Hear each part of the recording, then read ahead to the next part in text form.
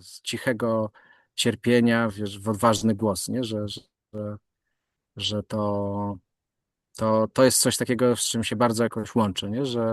I co jest ciekawe, że wiesz, że teraz jestem już na tej ścieżce już blisko 8 lat i, i wiesz, i że to cały czas widzę, że to jest proces, nie? Że to jest tak, że wiesz, że te uczucia i potrzeby to ja może znam na pamięć, ale wiesz, ale zauważanie tych niuansów i bycie przy sobie rzeczywiście i sprawdzanie ze sobą, wiesz, co ja czuję, zatrzymywanie się w ogóle, wiesz, to jest jakby największy challenge, to jest zatrzymać się, nie? Bo jak już się zatrzymam, to już zauważę, nie? Mhm.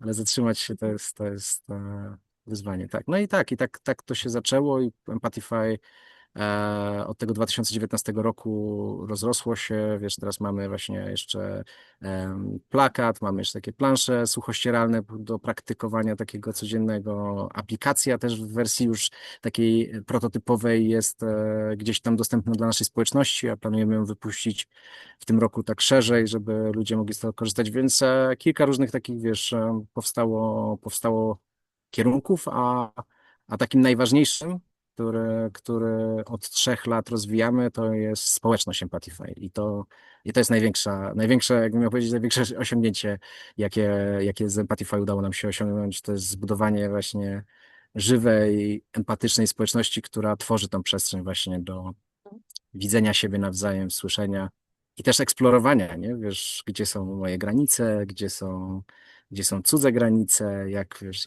jak chcę o tym myśleć, jak chcę to wyrazić i tak dalej. Istotne tematy. Jak zrozumieć emocje i komunikować własne potrzeby?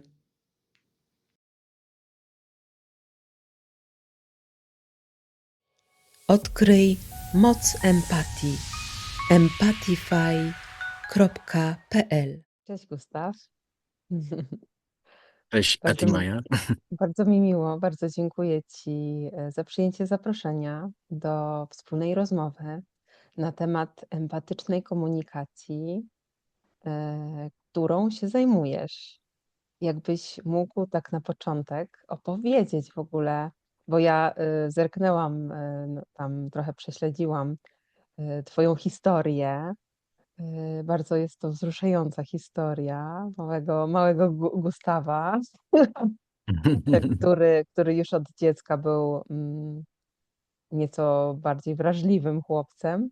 Jakbyś ty mógł powiedzieć właśnie, jak to się wydarzyło, że twoje losy potoczyły się w ten sposób, że zostałeś trenerem empatycznej komunikacji, stworzyłeś wspaniałe narzędzie, jakim są karty Empathify, czyli karty e, potrzeb i uczuć i emocji, tak?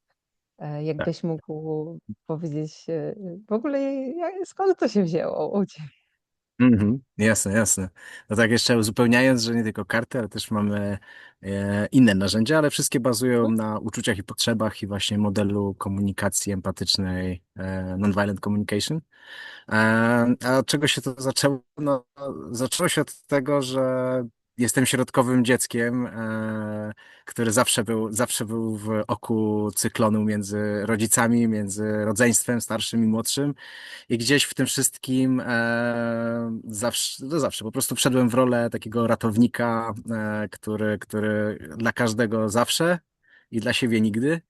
I gdzieś z takiego czegoś, co wiesz, patrząc wstecz, no bo oczywiście wtedy sobie nie zdawałem sprawy z tego, co się dzieje, to poprowadziło moje życie takimi ścieżkami, że w pewnym momencie i tego na stronie nie przeczytasz, że w pewnym momencie miałem takiego irokeza, potem miałem łysą głowę, ciężkie buty, wiesz, alkohol, używki, chuligaństwo, nie? Jakby to były różne sposoby na to, żeby po prostu pokazać światu, że istnieje i że noszę sobie po prostu ból, którego nikt łącznie ze mną nie rozumie. Dziękuję, że jesteś. Jeżeli to wideo porusza coś ważnego w tobie, daj znać w komentarzu poniżej. Twoja perspektywa jest dla mnie ogromnie cenna, a jeżeli uważasz, że treści, które tu publikuję, są wartościowe, podziel się nimi z innymi, zostaw lajka i zasubskrybuj mój kanał. Więcej znajdziesz w opisie pod tym wideo. Miłego oglądania. No i tak, i wiesz, taka walka gdzieś też sprowadziła mnie właśnie na taką ścieżkę people pleasingu i wiesz, i zadawalania innych kosztem siebie. I tak minęło mi ćwierć wieków. Zorientowałem się w pewnym momencie, że jestem w relacji, w której nikt z nas nie jest szczęśliwy, w pracy, w której po prostu totalnie się nie odnajduje i jest sprzeczna z moimi wartościami. No i tak naprawdę to był w tamtym momencie dla mnie taki limit, nie? Że powiedziałem sobie, okej, nie, to chyba dla mnie game over.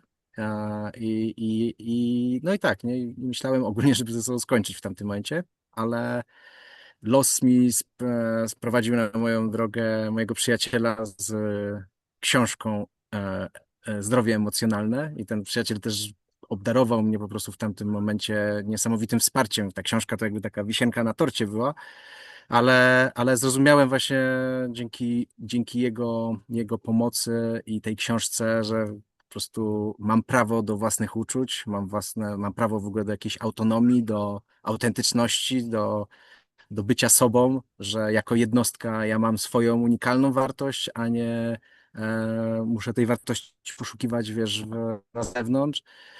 No i to wywróciło do góry nogami moje życie i wtedy miałem takie, okej, nie, no to może jednak jeszcze zostanę w grze i tak o 180 stopni moje życie się odwróciło i postanowiłem, że będę podążał po prostu za intuicją i że już nie chcę zdradzać siebie, nie, że będę po prostu za tym szedł i zobaczymy, co wyjdzie.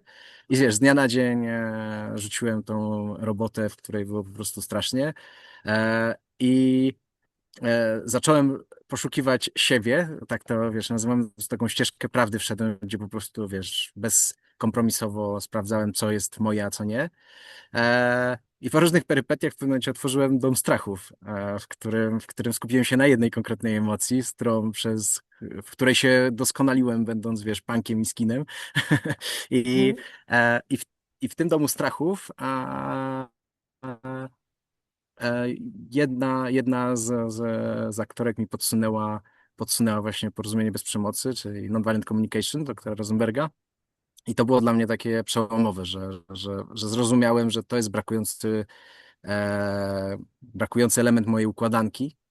I po prostu była taka miłość od pierwszego wejrzenia. Ja od razu wiedziałem, że to jest taki level wyżej od tego, co wcześniej z tej książki Zdrowie emocjonalne wyczytałem, że zdrowie emocjonalne było dla mnie odkryciem, ale się okazało, że nie potrafię tego, wiesz, przekazać bliskim, bo miałem, wiesz, dla mnie to było lśnienie, nie? Że kurde, przecież wszyscy powinni o tym wiedzieć, nie? Dlaczego moi rodzice, rodzeństwo, moi przyjaciele, dlaczego oni wszyscy, wiesz, tak cierpią i się, wiesz, a to takie proste, wystarczy zaakceptować, co się dzieje, nie? Ale okazało się, że to nie było takie proste, żeby się tym podzielić. I NVC właśnie było takim, wiesz, taką żarówką ping, nie? Że, że to jest o tym samym, ale w komunikacji, nie? Że właśnie w relacjach między innymi i w relacji ze samym sobą. E, I w tamtym momencie wiedziałem, że to jest ten brakujące ogniwo i po prostu wiedziałem, że będę to robił już do końca życia, ale jeszcze nie potrafiłem się pogodzić wiesz, z puszczeniem domu strachów i jeszcze tego kawałka mroku, który ze mnie jeszcze, wiesz, wychodził w tamtym momencie. I w domu strachów zacząłem praktykować nonviolent communication. E, I i tak zacząłem praktykować, że wiesz, że zapraszałem innych też młodych ludzi, którzy ze mną współpracowali, do siebie do biura pod schodami w piwnicy, w której się mieścił nasz dom strachów i wiesz, i mówię, no to teraz Łukasz, powiedz mi, jak się czujesz? No i pamiętam, że wiesz, że tego Gutek, no nie wiem, co mam ci powiedzieć.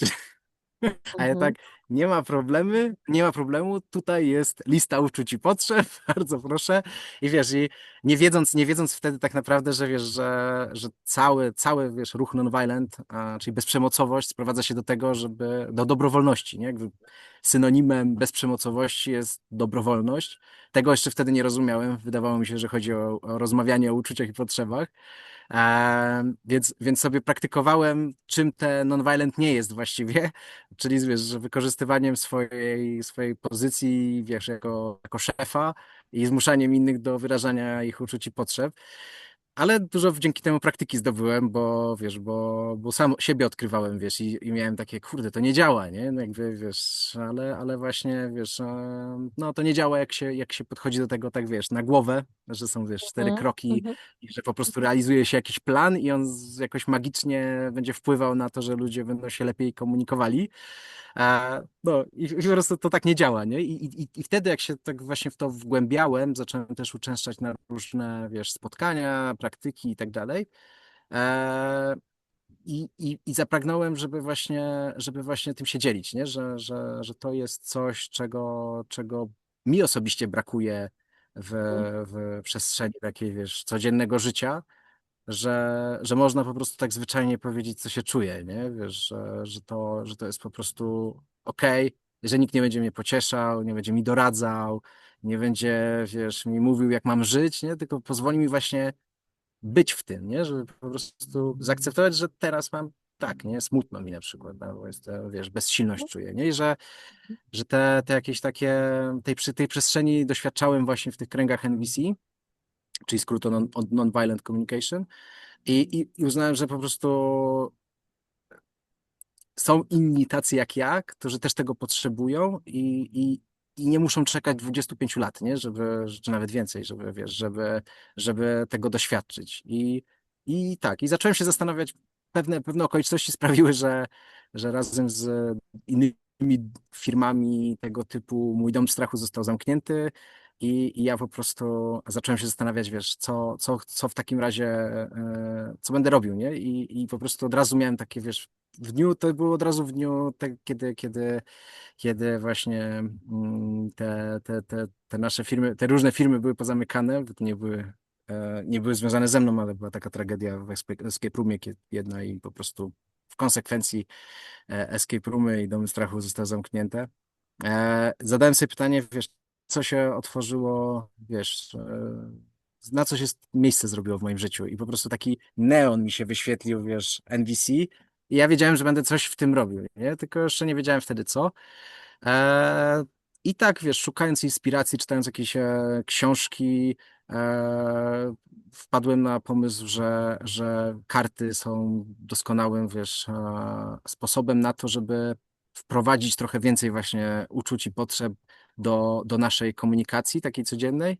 I, em, i tak, i to, co wiesz, na czym zależało, to żeby to właśnie było wizualnie atrakcyjne, nie? Żeby to było coś takiego, co łatwo jest na tym zawiesić oko, łatwo zapamiętać, bo tych potrzeb, wiesz, jak je zobaczyłem po raz pierwszy, to miałem takie, wiesz, o kurde, nie? To jest tyle potrzeb, ja nie miałem pojęcia, wiesz, ale to mi właśnie pokazało, jak bardzo w ogóle nie byłem świadomy swoich potrzeb, nie? Wiesz, i pamiętam, że z takim jednym z odkryć była na przykład, wiesz, potrzeba kreatywności, nie? Taki miałem, no tak, ja tak tego, wiesz, tak za tym tęsknię, nie? Wiesz, a to tak gdzieś zepchnięte było, wiesz, do piwnicy, nie?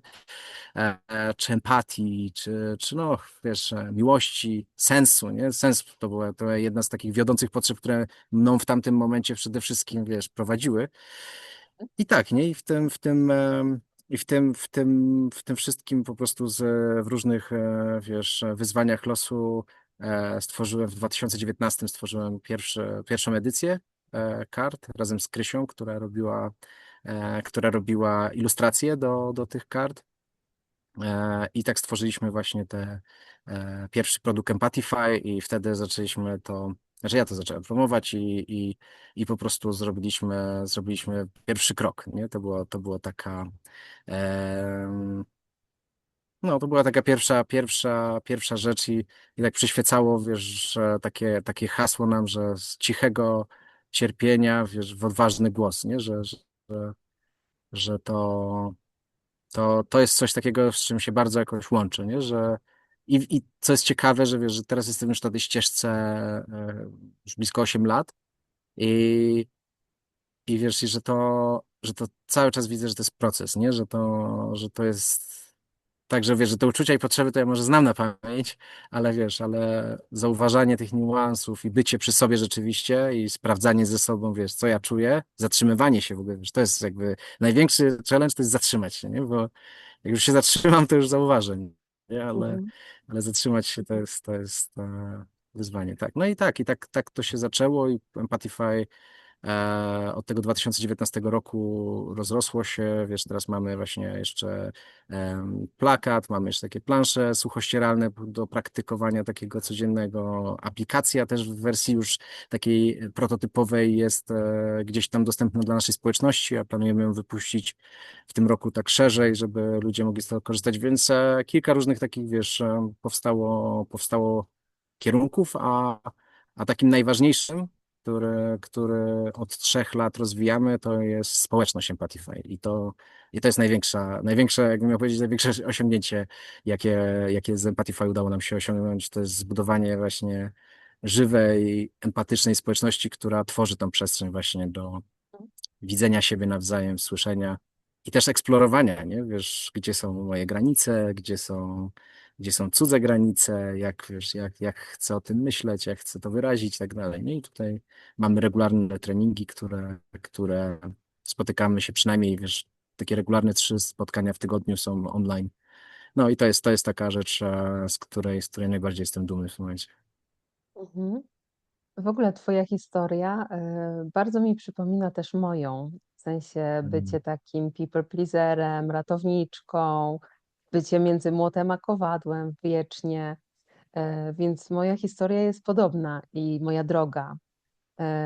I powiem ci, że jak natknęłam się pierwszy raz na twoje karty i w ogóle na ten nurt NVC, e, to było dla mnie mega trudne, w ogóle uświadomić sobie swoje potrzeby, bo wiesz, jaka mi jedna, oprócz takich potrzeb fizycznych typu, bo ja, tak jak ty mówiłeś, że piłeś alkohol, byłeś tam punkiem i tak dalej, to ja przez bardzo wiele lat jarałam jointy i dla mnie potrzebą były potrzeby fizjologiczne oraz jaranie jointów, a takimi bardziej, że tak powiem, ogólnymi była potrzeba pomagania innym. To była moja potrzeba.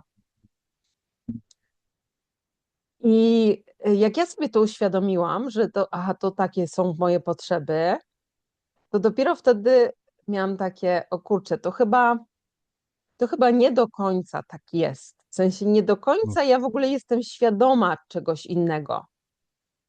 I jak zaczęłam z nimi pracować, w ogóle to, co mówisz, że tych potrzeb jest ile? 38 czy ile ich jest? Jakoś bardzo dużo. Ile jest tych Jest potrzeb? ponad setka. Tak? Tak. Ale bo w ogóle jakieś tam, no właśnie, i że one się też grupują na różne potrzeby. I jakby to było jedno, potrzeby. A druga rzecz to w ogóle jakby zmeczowanie ich z uczuciami i z emocjami. I wiesz, i jak ja mam tutaj, na przykład ja się wściekam o coś tutaj na kogoś, to dla mnie, no dobrze, jestem wkurzona.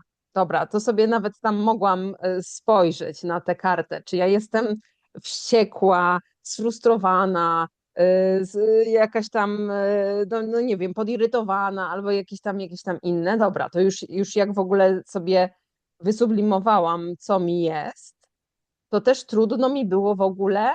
No dobrze, no czuję się podirytowana, ale dlaczego się czuję podirytowana? Jaka potrzeba? Jaka tu jest potrzeba niezaopiekowana? Jaka tu jest potrzeba?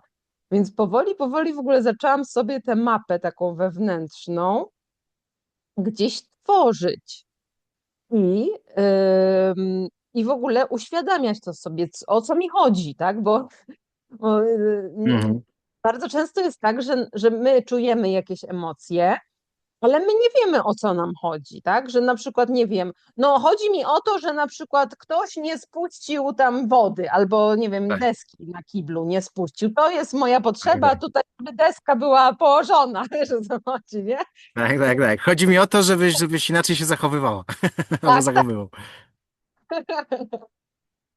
I wiesz, i jakby i to w ogóle zgłębienie tego, że to o coś mnie chodzi, że to jest jakaś potrzeba właśnie, nie wiem, czystości, albo nie wiem, szacunku, albo jakichś różnych innych, że ja to dopiero musiałam sobie uświadomić, że tak naprawdę ta niespuszczona deska, tak, to jest, Mhm.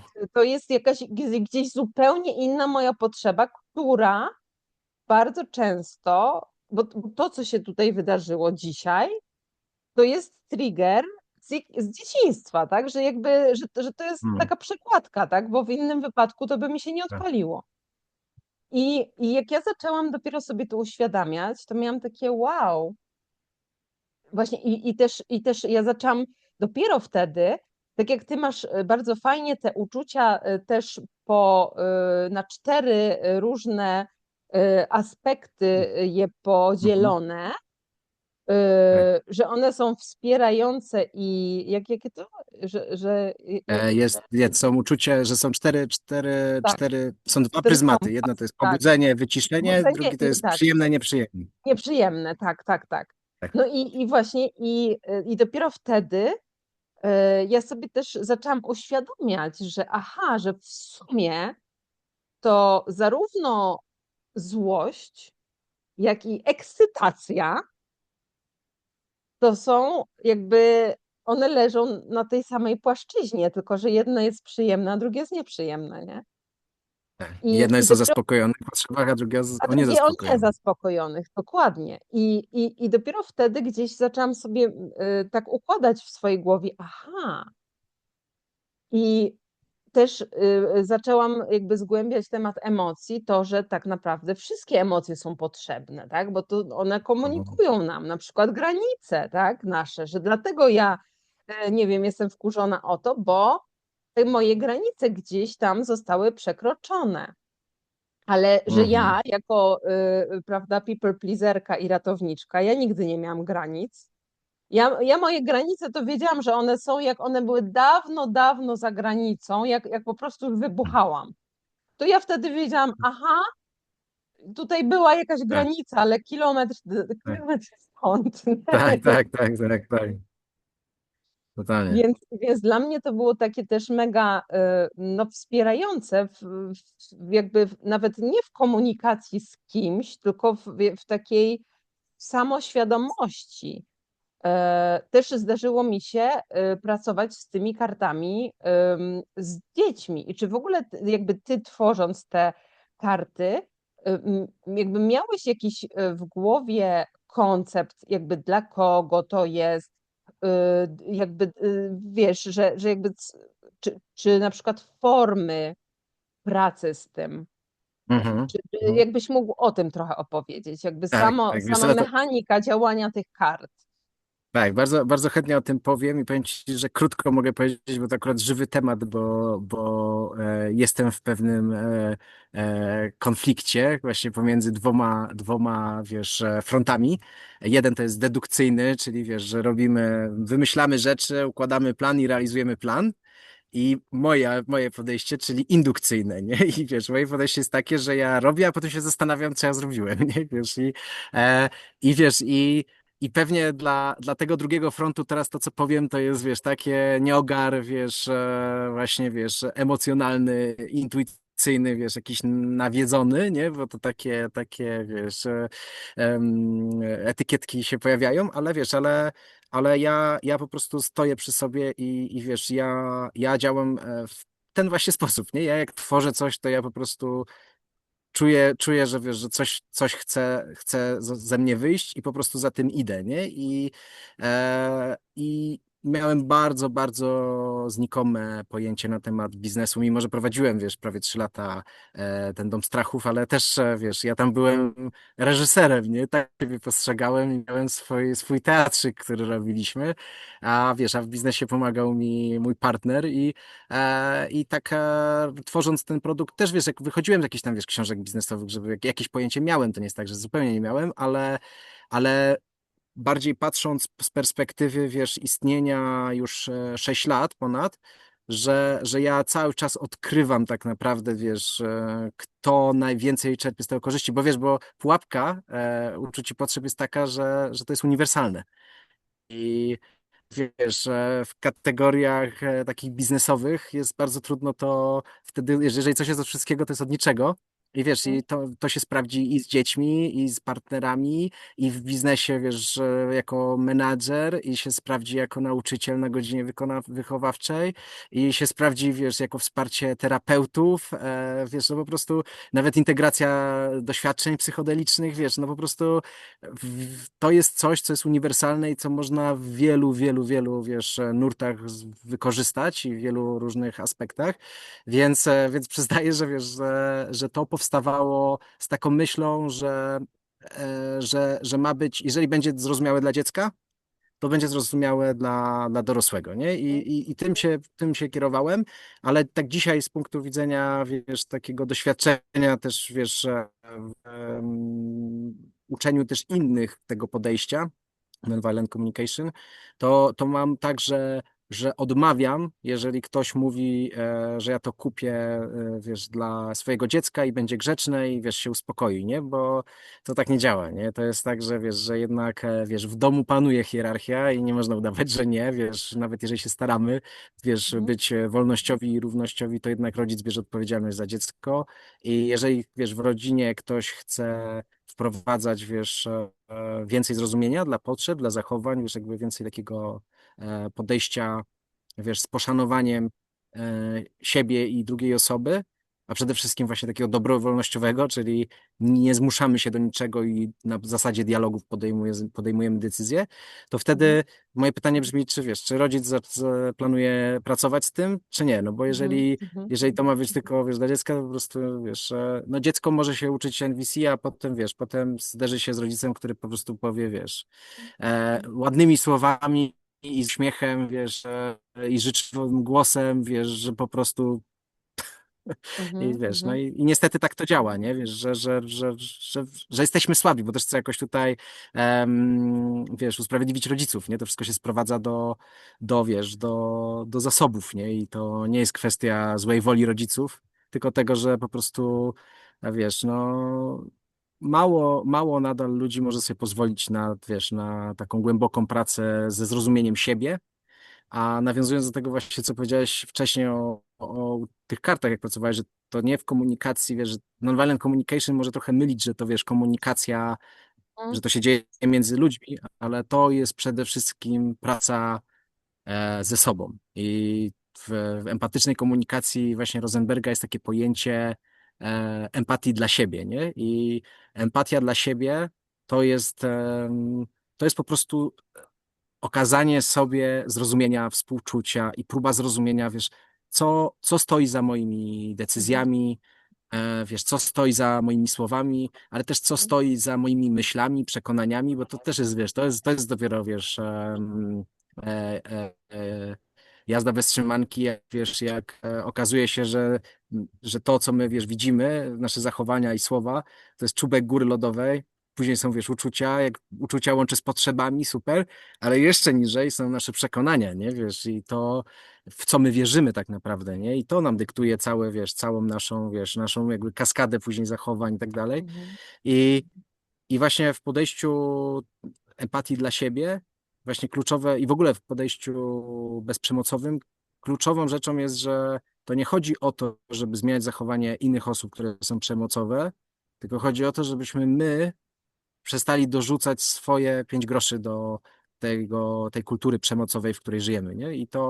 I to się na przykład na przykładzie relacji sprowadza do tego, że po prostu jest takie postanowienie o rezygnowaniu ze żądań, nie? Że ja o coś proszę i ja mam okej z tym, żeby usłyszeć nie, Mhm. bo twoje potrzeby są dla mnie tak samo ważne jak moje. I oczywiście bliska ciału koszula w pierwszej kolejności, jeżeli nie zadbam o No właśnie. potrzeby, to wiesz, to jakby nie mam, wiesz, z pustego nawet Salomon nie naleje, jak to moja babcia mówi i wiesz, i ja za tym idę, nie, że ja w pierwszej kolejności potrzebuję zadbać o swoje zasoby, No. żeby móc dawać, ale, ale rozróżniam trochę, wiesz, zasoby od potrzeb, nie, że wiesz, że potrzeby emocjonalne to jest troszeczkę co innego niż zasoby takie, wiesz, psychofizyczne, które, wiesz, regenerujemy przez sen, przez prawidłowe odżywianie, przez, wiesz, ruch, nie?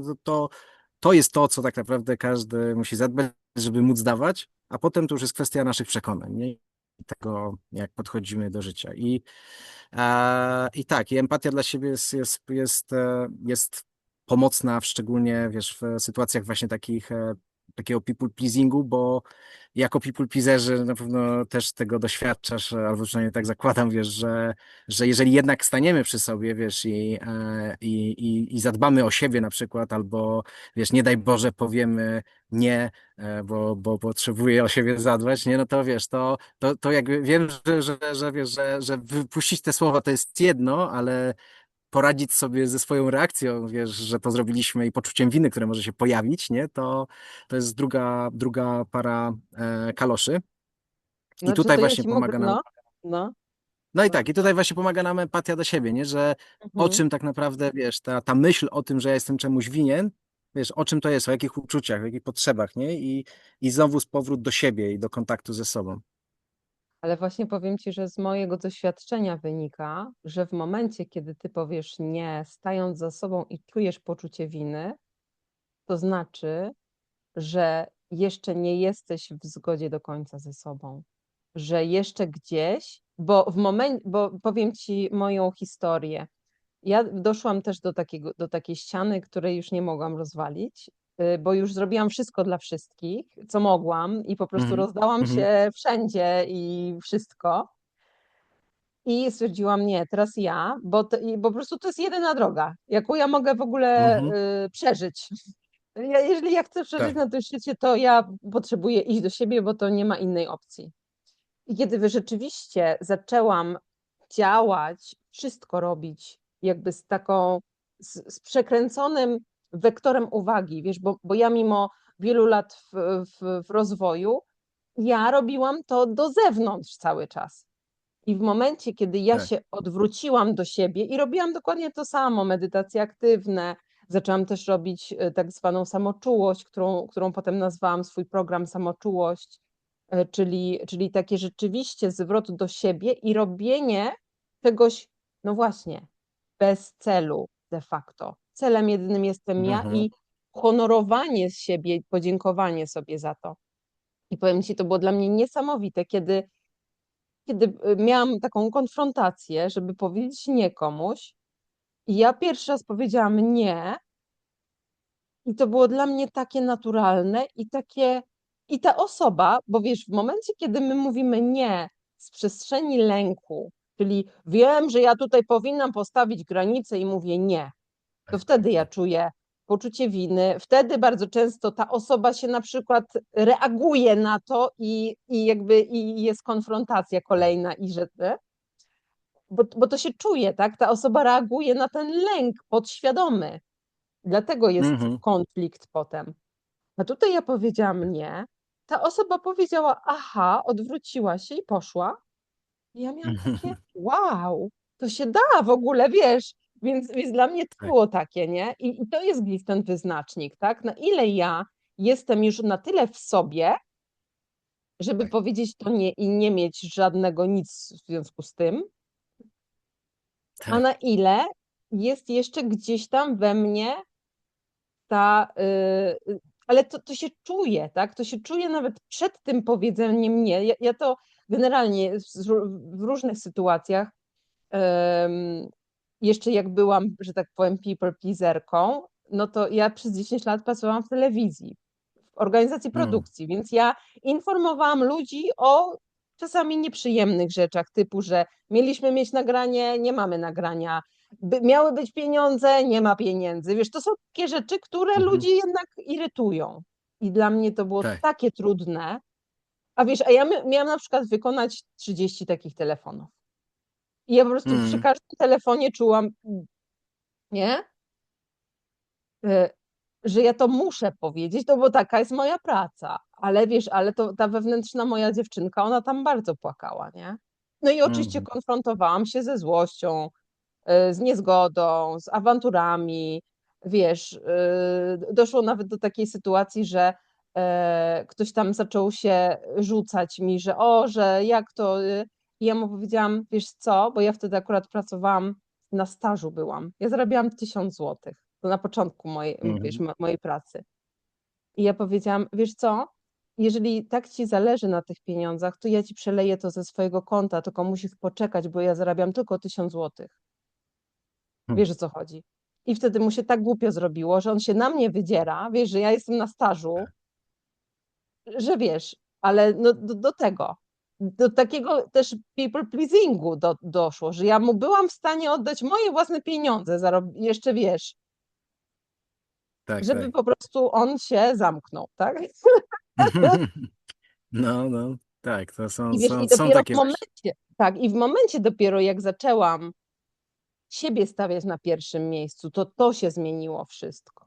Że Mm, dopóki, tak jak wspominałeś o tej komunikacji, nie? Że ja bym teraz chciała tutaj, prawda, komunikować się według potrzeb i tak dalej, ale w momencie właśnie, jak ktoś mi powie nie, żebym ja nie czuła odrzucenia, to ja sobie potrzebuję najpierw z tym poradzić w sobie, nie? tak, tak, tak. Tak, zaopiekować ten głos, nie? Który tam, wiesz, tego dziecka nam podpowiada różne rzeczy. I właśnie to, wiesz, to stawianie siebie, nie? Właśnie na pierwszym miejscu powoduje dużo, myślę, takich, wiesz, nieporozumień, nie? Wiesz, że to jest egoistyczne, wiesz, że to jest jakieś nie takieś, nie? A, ale gdyby spojrzeć na to, wiesz, z takiego punktu widzenia na przykład, wiesz, że win-win, nie? No to win-win zakłada, że po obu stronach jest win, nie? Wiesz, i wiesz, i dopóki sobie nie uświadomimy, że w układzie, że ktoś wygrywa, a my przegrywamy, to jest lose and win, nie? Wiesz, i że tak Tak. naprawdę to nie jest, wiesz, win-win, no to wiesz, to my nieświadomie, wiesz, jakby tą uwagę właśnie, tak jak mówisz, kierujemy na zewnątrz, nie? I tam szukamy Mhm. zaspokojenia dla siebie, też często nieświadomie, nie? Że to jest taka zależność, że ja tobie, ty mi, nie? A później ty mi Tak, nie wraca, więc ja tak. jestem sfrustrowany i świat jest po prostu przeciwko mnie, nie? A cała rzecz dla mnie też, wiesz, z moich takich odkryć na tej ścieżce, to jest to, że właśnie, wiesz, że to uwaga do siebie, nie? I że każdą potrzebę tak naprawdę tą emocjonalną jestem w sobie sam w stanie zaspokoić, nie? I to jest, wiesz, to jest wyzwalająca jakaś, wiesz, takie doświadczenie, jak sobie nagle uświadomisz, że wiesz, że wolność na przykład, nie? To jest nikt inny, wiesz, jak my sami nie możemy sobie tego dać, nie? Oczywiście inne osoby mogą pozbawić nas pewnych opcji, nie? Ale Mhm. nigdy wolności, wiesz, wyboru, nie? Wyboru naszej postawy chociażby względem tego, co się dzieje. I to jest coś, co wiesz, co też w NVC często jest mylnie interpretowane, no bo tam jest właśnie, wiesz, no bo kiedy widzę, to czuję, wiesz, pierwszy krok obserwacja, czuję potrzeby i prośby, nie? I te prośby jest, Tak, no kurde, wiesz, ja wyraziłem wszystko, wiesz, według formułki, po prostu, wiesz, idealnie jak ChatGPT, ale wiesz, tak. ale nie zadziałało, nie? Bo druga osoba się nie zmieniła dla mnie, nie? Ale Aha, zobacz, że to aha. jest właśnie To ta jest to. pułapka, Tak, że ja tak. patrzę na zewnątrz. Ja nazwałem swoje potrzeby, ale dalej zaspokojenia szukam na zewnątrz, nie? Mhm, A, mhm, a mhm. cała rzecz jest właśnie polega na tym, żeby pogodzić się z tym, co jest, nie? I że wiesz, że w każdej sytuacji oczywiście, wiesz, możemy próbować zmienić tą sytuację i możemy próbować nawiązać dialog, możemy, wiesz, zapraszać do dialogu, tylko trzeba się liczyć z tym, że po drugiej stronie jest osoba, która też ma swoje uczucia i potrzeby, nie? I wiesz, Mhm, tego nie możemy pominąć, jeżeli wiesz, jeżeli chcemy wchodzić w interakcję z innymi ludźmi, nie? Ale też, wiesz, opcją jest po prostu zaakceptowanie rzeczywistości taką, jaką jest. Wiesz, Edgar Tolle właśnie mówił, że w każdej sytuacji są trzy opcje do wyboru. E, zmiana, akceptacja albo porzucenie, nie? I jakby się nad tym zastanowić, to w każdej sytuacji z naszymi potrzebami możemy, wiesz, możemy próbować daną relację właśnie, wiesz, pracować z nią, wiesz, i znaleźć, wiesz, tą drogę, bo jedno z założeń NVC jest właśnie takie, że nie ma czegoś takiego jak konflikt potrzeb i że potrzeby właśnie są uniwersalne i i jeżeli się połączymy z tymi głębokimi potrzebami, wiesz, czyli właśnie nie potrzeba zioła, nie? Tylko mhm, wiesz, co mhm, jest mhm. pod tą strategią tak naprawdę do Tak, tak. zaspokojenia tej potrzeby, jakie Tak. potrzeby próbuję zaspokoić za pomocą zioła, nie? Albo Mhm, mhm, potrzebuję pieniędzy, czekolady, mhm, pizzy, mhm, nie? mhm, To są mhm. strategie, nie? To są nasze pomysły, jak my chcemy je zaspokoić, ale tam niżej jest potrzeba, z którą możemy się oboje połączyć, na przykład, wiesz, łatwości, nie? Albo, Mhm.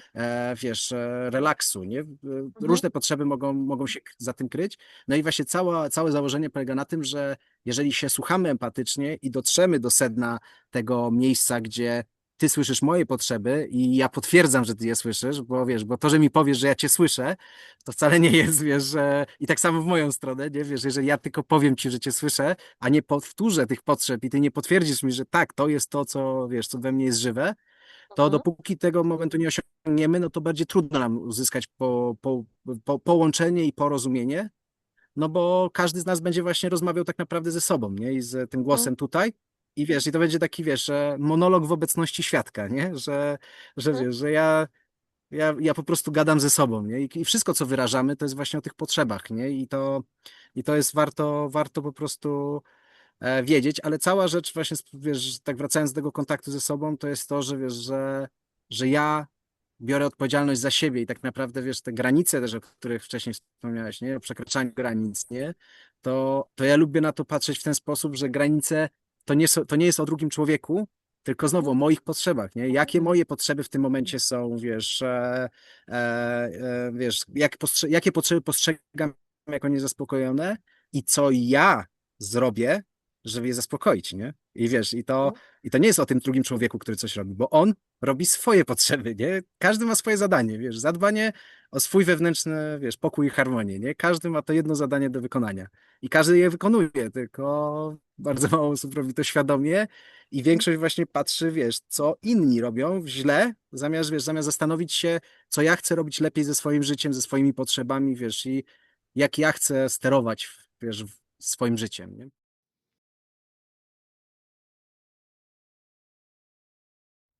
Zapraszam do komentarzy, lajkowania i subskrypcji kanału. Dziękuję za uwagę.